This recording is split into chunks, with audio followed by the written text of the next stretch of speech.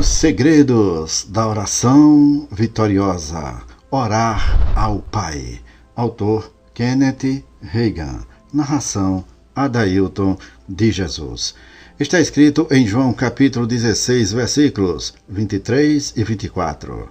E, naquele dia, nada me perguntareis. Na verdade vos digo, que tudo quanto pedirdes a meu Pai em meu nome, ele vo-lo há de dar.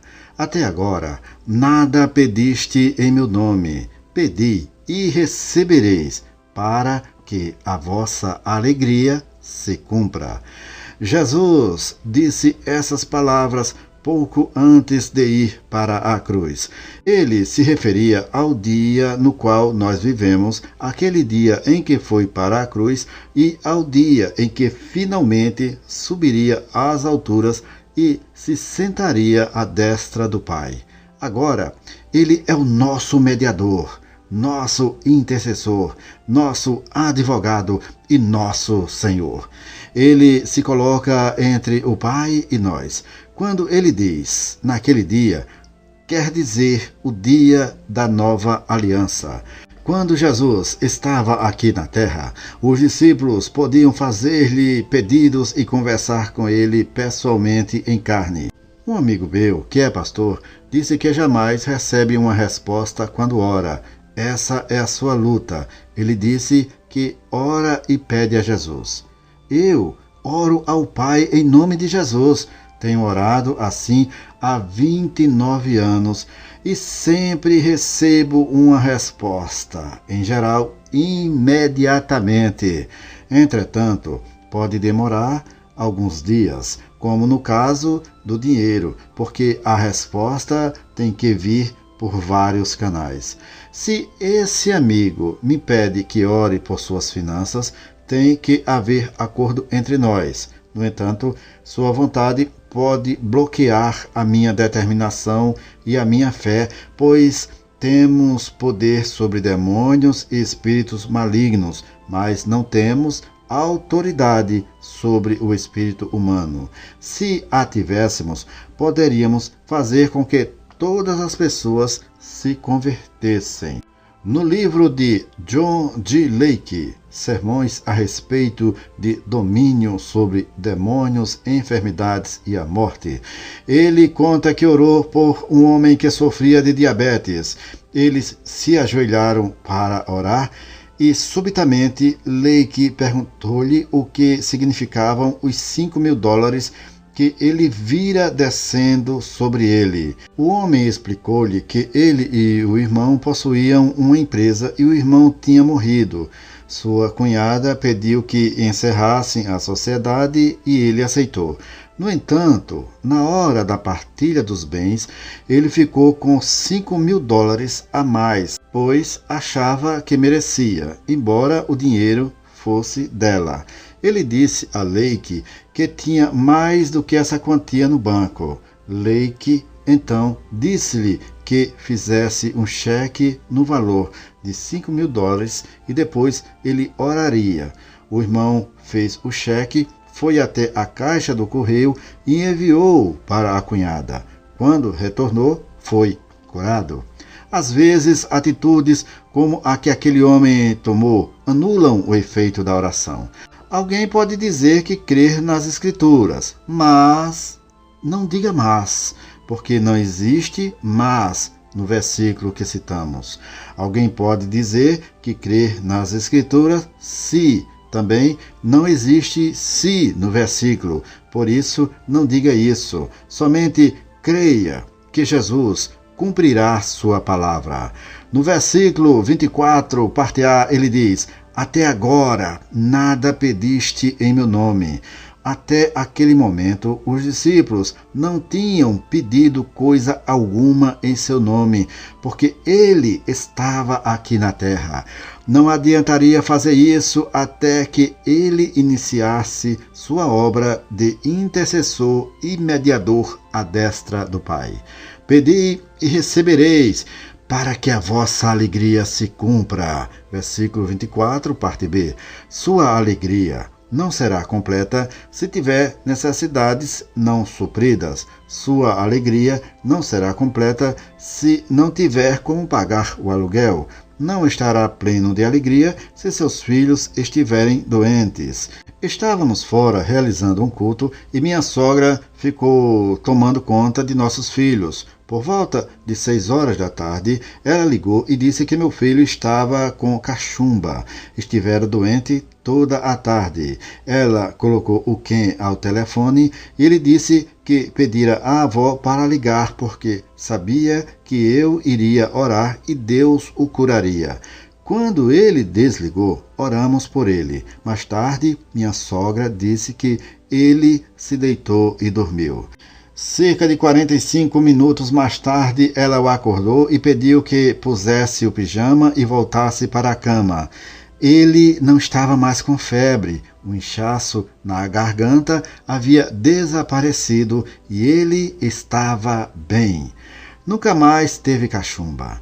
Deus ouve e responde às orações. Muitas vezes as pessoas se limitam a balbuciar algumas palavras no escuro e chamam isso de oração. Ficam esperando que algo aconteça. Vamos ver a diferença entre orar por Jesus e orar em nome de Jesus. Quando você vai a Deus e pede que Ele faça algo por Jesus, está pedindo que aquilo seja feito para ajudar Jesus e para seu crédito pessoal. Parece tolice, porque Jesus não precisa de ajuda e você não tem crédito algum como garantia. Nós é que precisamos de auxílio e é Ele quem tem o crédito. De agora em diante, não diga mais em sua oração que está orando por Jesus ou que está orando a Jesus. Em vez de fazer isso, ore em nome de Jesus. Ore a Deus em nome de Jesus. Este é o segredo da oração vitoriosa. Se eu tenho uma dor de estômago e oro para ser curado, não quero que pare de doer por Jesus. Eu é que preciso de ajuda. Se eu tenho uma dívida de $100 e estou orando para receber uma oferta nesse valor, faço isso por mim. Eu é que estou sentindo o peso e não Jesus. Sei que Deus tem nos ajudado em um nível inferior, porque não temos um conhecimento muito profundo. No entanto, precisamos crescer em nossa vida de oração. A Bíblia ensina que há uma similaridade entre crescimento físico e espiritual. Pessoa alguma nasce adulta, nascemos bebês e vamos crescendo. Temos de ir melhorando nossa oração, assim como vamos amadurecendo fisicamente. Quando eu era menino, costumava orar da seguinte forma: agora vou me deitar e dormir. Não costumo mais orar assim. Quando somos bebês espirituais, oramos de uma maneira e Deus atende, ajuda e nos dá o que pedimos. Entretanto, Ele deseja que cresçamos espiritualmente.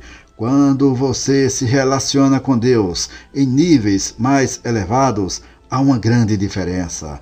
À medida que você cresce, Ele requer mais de você. Quando a luz chega e você recebe ensinamento, Deus exige que você ande de acordo com essa luz. Em meu nome falarão novas línguas. Marcos capítulo 16, versículo 17. Cada cristão deve orar em línguas. Você pode fazer isso em nome de Jesus. Em meu nome pegarão nas serpentes. Marcos capítulo 16, versículo 17 e 18. Quer dizer que se você for mordido acidentalmente por um animal peçonhento, pode reivindicar imunização no nome de Jesus. Quando o apóstolo Paulo sofreu um naufrágio e foi parar em uma ilha, uma víbora mordeu sua mão enquanto ele apanhava lenha. O povo do local pensou que ele fizera algo terrível, pois parecia que estava sendo castigado. Esperavam que ele caísse morto. Ficaram observando, mas nada lhe aconteceu.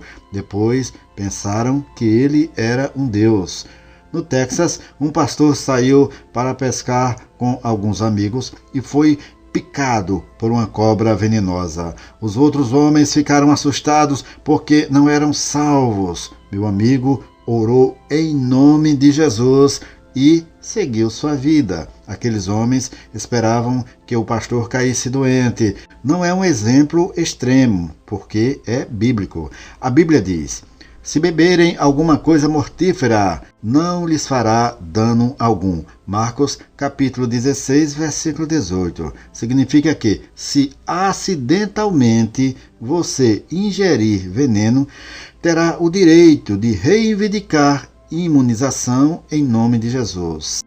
Há alguns anos, o superintendente das Assembleias de Deus no distrito do Texas contou que certa vez o seu distrito realizou uma convenção na cidade de Corpus Christi, Texas. Os participantes não tinham condições de se hospedar em grandes hotéis e por isso tiveram de se contentar com hotéis de terceira categoria.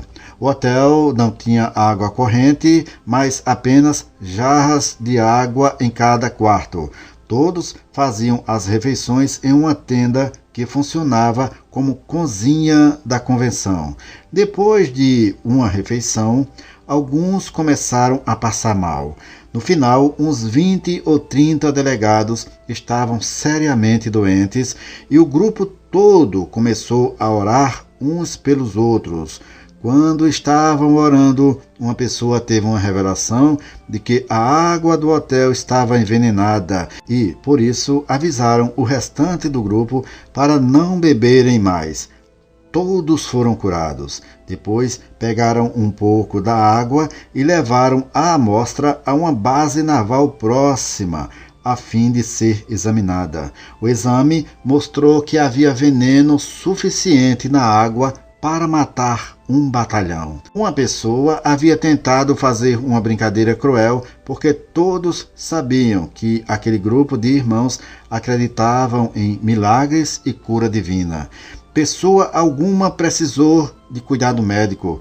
Tinham o direito de reivindicar a imunização em nome de Jesus, porque tinham sido envenenados por acidente.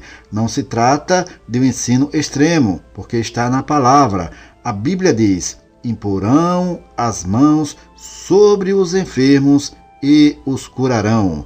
Marcos capítulo 16, versículo 18. É sempre muito bom saber até onde este canal está chegando. Deixe nos comentários deste vídeo o nome da sua cidade e nós prometemos colocar a sua cidade em nossa lista de oração.